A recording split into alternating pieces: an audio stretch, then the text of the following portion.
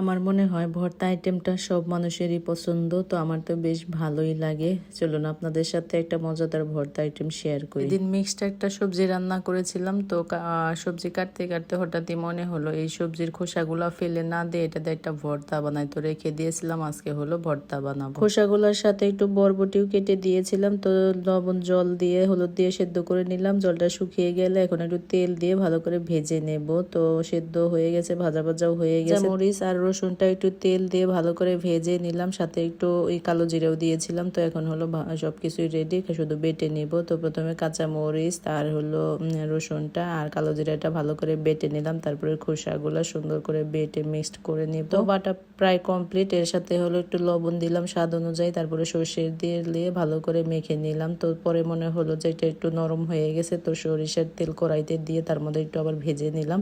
তো এখন একটু একটু শক্ত শক্ত হয়েছে, বেশ ভালোই লাগে। তো দুপুরে অনেক কিছু আইটেমই ছিল, মানে সাধারণ সব পদই ছিল, কিন্তু অনেক মজার ছিল। প্রথমে হলো ঢেঁড়স ভাজি দিয়ে খেয়ে নিলাম, তারপরে খেলাম আলু সিদ্ধ, তারপরে খেলাম হলো ওই খোসা ভর্তাটা। আর খোসা দিয়েও যে এত সুন্দর মজাদার ভর্তা করা যায় সেটা মানে এর আগে কখনো করাই হয় নাই।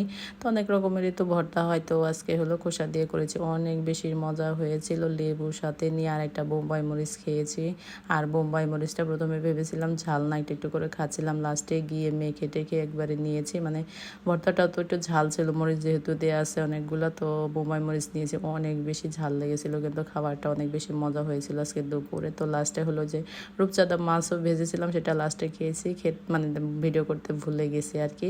আর লাস্ট পাতে একটু দইও খেয়েছি, মানে অনেক অনেক আইটেমের ছিল, সাধারণ সব পদ, কিন্তু অনেক মজা করে আজকে দুপুরের খাওয়াটাও হয়েছে। আর ভর্তায় খেয়ে মানে অনেক বেশি ঝাল লেগেছিল এই বোম্বাই মরিচ সাথে। Tata, bye bye.